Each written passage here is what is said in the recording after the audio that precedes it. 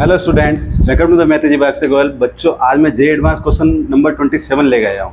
ये बेसिकली जे एडवांस 2024 का बहुत ही बेसिक लेवल का क्वेश्चन है जो जे एडवांस से पूछा गया है। इसके अंदर बेसिकली ये ट्रिग्नोमेट्री का क्वेश्चन है।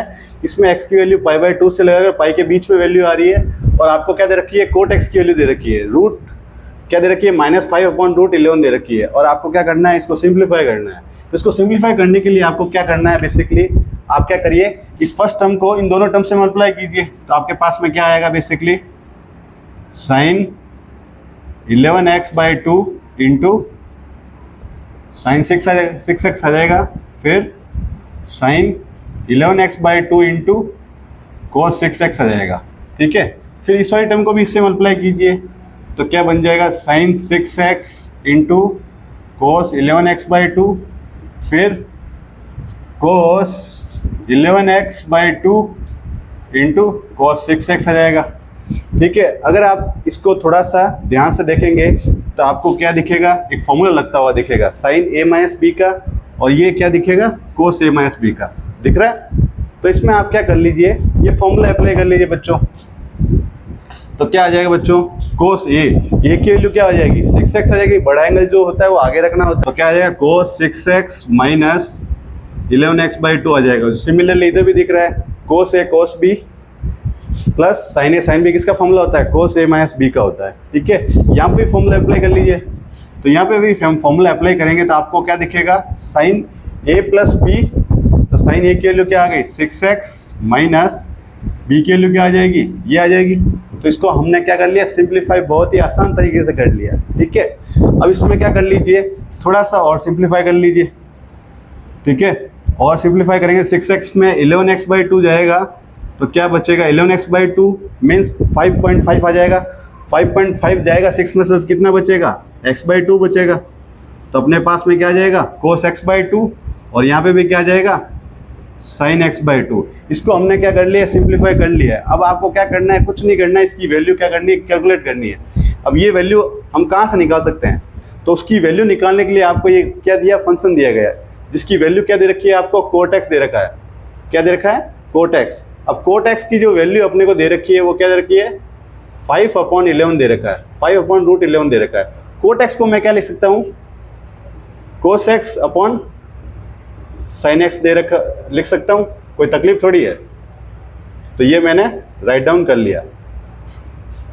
ठीक है, अब आप क्या कर सकते हैं, यहाँ पे जो एंगल जो है वो x/2 है, तो हम क्या करेंगे, एंगल को क्या कर लेंगे, हाफ एंगल फॉर्मूला लगा देंगे। तो हाफ एंगल ऐसा कौन सा फॉर्मूला है जिसमें tan आता है, ठीक है ना, तो tan वाला यूज करेंगे ताकि हमको a की वैल्यू निकालनी पड़े।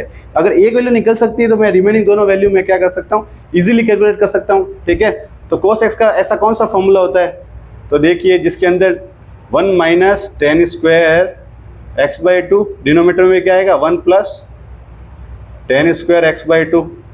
वैसे ही साइन एक्स को भी सॉल्व कर लीजिए तो क्या आ जाएगा, 2 tan x/2, और डिनोमीटर में क्या आएगा, 1 प्लस tan स्क्वायर x/2 आ जाएगा। अब बच्चों देखो फर्दर देखेंगे हम, इसमें बेसिकली डिनोमीटर क्या हो जाएगा, कैंसिल आउट हो जाएगा, और पूरी टर्म किस में आ चुकी है, tan में आ चुकी है। तो tan की वैल्यू हम क्या करेंगे, इजीली सॉल्व कर लेंगे। ठीक है, अब इसको सॉल्व करने पे हमारे पास में क्या आ गया, इसको हम क्या कर लेते हैं, यहाँ पे राइट डाउन कर लेते हैं हम। ठीक है, कि हमको जो वैल्यू मिल गई उसको हम इक्वेशन नंबर 1 लिख लेते हैं। तो हमको क्या मिल गया, cos x/2 plus sign x/2 ले लेते हैं, इसको हम e ले लेते हैं। ठीक है, अब इसकी वैल्यू हम क्या कर लेते हैं, इसको इक्वेशन 1 दे देते हैं जो हमने सॉल्व किया, इसको हम यहाँ पे लिखते हैं और क्रॉस मल्टीप्लाई करते हैं। तो क्रॉस मल्टीप्लाई करेंगे तो ये क्रॉस मल्टीप्लाई किया, इधर भेजा और उसको इधर भेजा मैंने, तो मेरे पास में क्या आ गया, √11 इंटू √11 tan स्क्वायर x/2, और इसको भी हम इधर भेजेंगे तो मेरे पास में क्या आ जाएगा, इक्वल टू -tan x/2 आ गया।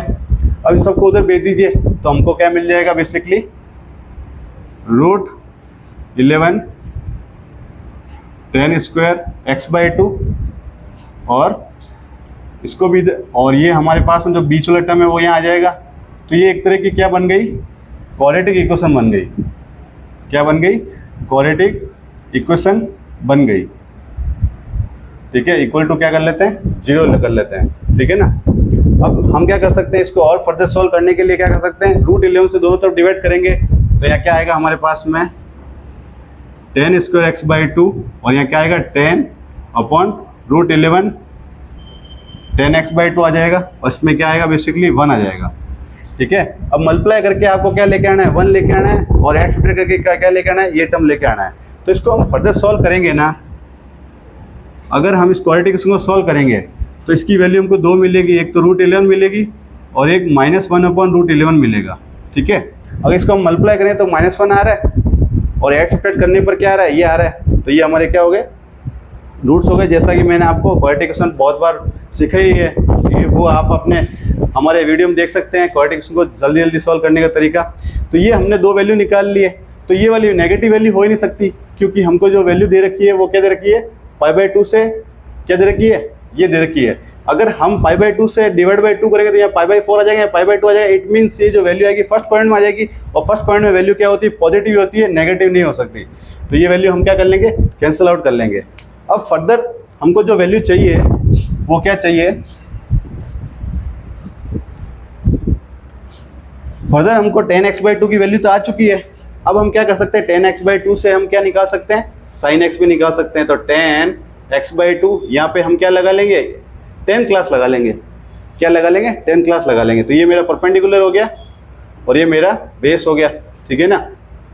तो ये परपेंडिकुलर हो गया, ये बेस हो गया, ठीक है ना। ये हमारा x/2 है, इसके सामने वाला रूट परपेंडिकुलर और ये बेस हो गया। तो ये वैल्यू कितनी हो जाएगी, इसको वैल्यू को क्या लिख सकते हैं, √11 का स्क्वायर 11 और 1, तो इट मीन्स ये कितना आ जाएगा, √12 आ जाएगा। √12 को हम क्या लिख सकते हैं, 4 × 3 लिख सकते हैं, 4 का 2 बार आ जाएगा, 2√3 आ जाएगा, ठीक है। तो हमको क्या क्या वैल्यू चाहिए, हमको cos x/2 चाहिए, तो cos x/2 की वैल्यू निकाल लीजिए। तो cos x/2 इक्वल टू क्या आ जाएगा, बेस अपॉन हाइपोटेनस। बेस की वैल्यू कितनी है, 1 है, और हाइपोटेनस की वैल्यू कितनी है, 2/√3 है। वैसे ही sin x की वैल्यू, sin x/2 की वैल्यू भी निकाल दी, वो क्या होता है, परपेंडिकुलर अपॉन हाइपोटेनस होता है। परपेंडिकुलर वैल्यू कितनी है, √11 है, तो √11 अपॉन हाइपोटेनस की वैल्यू क्या हो जाएगी, 2√3 हो जाएगा। अब इस ये दोनों वैल्यू हम क्या करेंगे, यहाँ पे ई इक्वेशन में हम क्या कर देंगे, पुट कर देंगे। ये ई इक्वेशन पुट करने के बाद हमको क्या मिल जाएगी, ये वैल्यू मिल जाएगी जो हमको क्वेश्चन में पूछी गई है।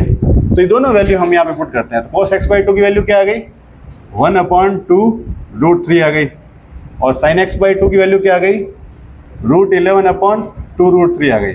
अब फर्दर हम क्या करेंगे, एलसीएम करेंगे तो हमको क्या मिल जाएगा, डिनोमिनेटर तो सेम है और न्यूमरेटर डायरेक्टली क्या हो जाएगा, ऐड हो जाएगा। उस हिसाब से हमारा ऑप्शन चेक करिए, कौन सा ऑप्शन राइट हो जाएगा, ऑप्शन नंबर बी हमारा क्या हो जाएगा, राइट हो जाएगा। बहुत ही आसान क्वेश्चन था, जिसमें आपको 11th क्लास का बेसिक कॉन्सेप्ट यूज करके आपको क्या निकालनी थी, वैल्यू निकालनी थी, जैसे मैंने आपको सिखाया। आई होप आपको समझ में आया होगा।